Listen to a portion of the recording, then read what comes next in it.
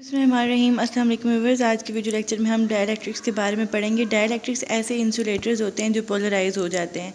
कुछ इंसुलेटर्स ऐसे होते हैं जो पोलराइज नहीं होते, वो सिंपल इंसुलेटर्स होते हैं।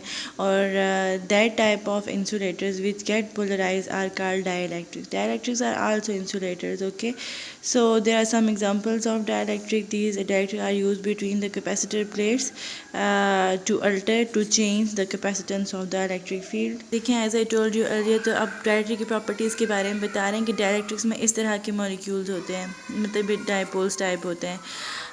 द पोलर मॉलिक्यूल्स होते हैं। Polar molecules of dielectric material are generally in random orientation होते हैं, लेकिन जो ही आप इसको बाहर से किसी पोटेंशियल इलेक्ट्रिक फील्ड में रखते हैं तो ये सारे के सारे अलाइन हो जाते हैं। ठीक है, तो हम कहते हैं कि डायरेक्ट्रिक मटेरियल क्या हो गया, पोलराइज हो गया।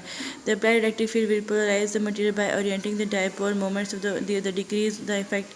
अब ज़ाहिर बात है, देखेंगे जो बाहर वाली इलेक्ट्रिक फील्ड है वो ऊपर से नीचे की तरफ है, जबकि अगर अंदर वाली इलेक्ट्रिक फील्ड देखें तो वो नीचे से ऊपर की तरफ है, मतलब कि पॉजिटिव टू नेगेटिव होती है ना। तो यहाँ पे पॉजिटिव टू नेगेटिव डायरेक्शन में अलाइन है ऊपर की तरफ, तो इस तरह से होगी। तो अब जो अंदर जो पोलराइजेशन की वजह से फील्ड क्रिएट हुई है वो कैंसिल आउट कर रही है इफेक्ट को, जो बाहर की वजह से जो बाहर इलेक्ट्रिक फील्ड है, तो ये दोनों फील्ड्स के इफेक्ट को क्या होता है, ये कैंसिल आउट हो रहे होते हैं। The decrease the effective electric field क्या होती है, वो डिक्रीज हो जाती है between the plates. Therefore capacitance of the parallel plate capacitor increase. ज़ाहिर बात है, अगर इलेक्ट्रिक फील्ड डिक्रीज होगी तो फ्रॉम दिस वन रिलेशन अगर इलेक्ट्रिक फील्ड डिक्रीज होगी तो कैपेसिटेंस ऑफ द कैपेसिटर क्या होगी, इंक्रीज होगी।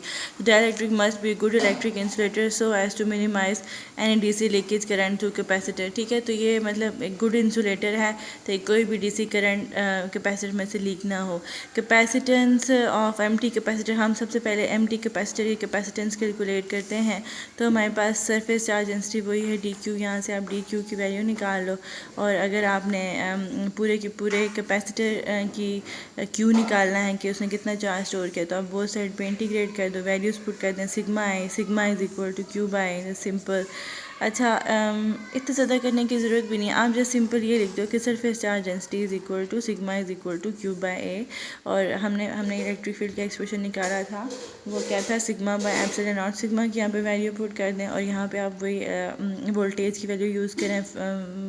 वे डी आर है ना, डिस्टेंस पे इंटीग्रेशन है, तो डिस्टेंस मिनिमम 0 है और maximum between the plates D है, तो ये ई की वैल्यू यहाँ पे पुट करें, डी आर आ जाएगा। ऐसे ही Q जो है वो कांस्टेंट है, इक्वेशन से बाहर लेकर आ जाओ, इसको आप सॉल्व करें। ठीक है, it is very simple one, A epsilon naught by d आ जाएगा, और this gives you C naught is showing this capacitance of the parallel plate capacitor without dielectric.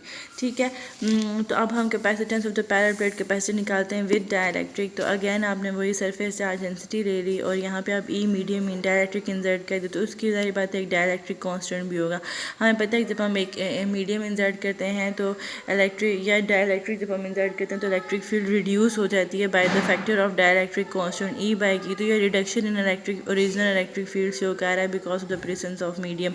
ठीक है, तो फिर क्या हुआ, अब आप यहाँ पे जो है वो ई की वैल्यू डाल दें, सिग्मा बाय एप्सिलॉन नॉट के ई वैसे ही रहेगा, और सिग्मा की वैल्यू डाल दें क्यू बाय के ई, बस के ई फैक्टर का इजाफा हो गया। अगेन वी मीडियम करेंगे, सारी वैल्यूज़ पुट करेंगे, इसको सॉल्व करेंगे, तो बस बाकी सारी चीज़ वही है, सिर्फ यहाँ पे के ई आ गया है ना। तो अब आप इसको लिख सकते हो, ये सारे का सारा K E C naught, C medium is equal to K E, या जो उसने लिखा है divide equation 1 by equation 2, this is equation 2 and this is equation 1, इन दोनों को आपस में डिवाइड करें तो आपके पास इक्वेशन कुछ इस तरह से आ जाएगी। तो आप इस ऐसे लिख सकते हो कि सी medium is equal to K E C not. इसका मतलब है कि जब इन डायलेक्ट्रिक आप इंसर्ट करें तो उस time capacitance of the capacitor increase हो जाती है by the factor of K E, तो C medium is always greater than C naught. तो कंक्लूजन क्या हुआ कि presence of dielectric material alter the capacitance of capacitor by factor K E, electric field reduce हो जाती है, the charge store on the capacitor is also larger. जब आप dielectric insert करते हो तो लार्ज चार्ज स्टोर होता है। Dielectric fundamental property the dielectric material and it is independent of the size and shape. ठीक है, तो ये डायलेक्ट्रिक कांस्टेंट जो है ये एक फंडामेंटल प्रॉपर्टी है डायलेक्ट्रिक मटेरियल की, ये साइज और शेप के ऊपर डिपेंड नहीं करती। Thanks for watching the video.